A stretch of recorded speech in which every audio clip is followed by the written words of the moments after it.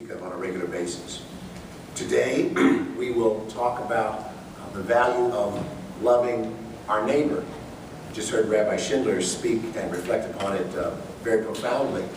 But as we begin this conversation, I'd like to just share a quote from the President's remarks at the National Prayer Breakfast this past February. And so when I talk about our financial institutions playing by the same rules as folks on Main Street, when I talk about making sure insurance companies do not rule against those who are already sick, or making sure that unscrupulous lenders aren't taking advantage of the most vulnerable among us, I do it because I know that far too many neighbors in our country have been hurt and treated unfairly over the last few years. And I believe in God's command to love thy neighbor as thyself. And to complement that reflection, let me just share this quote from Martin Luther King's work, Where Do We Go From Here? Power without love is reckless and abusive.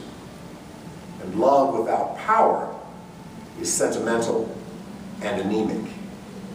Power at its best is love implementing the demands of justice. And justice at its best is power correcting everything that stands against love.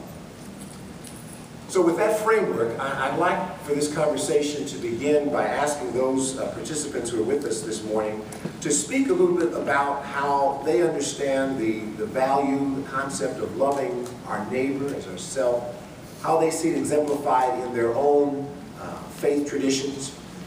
And as we talk about this, with the understanding, we'll talk about this in the context of how it's exemplified in our own faith traditions, but then with the aim of talking about how we as the Democratic Party understand this value and seek to see it implemented. I'm going to ask then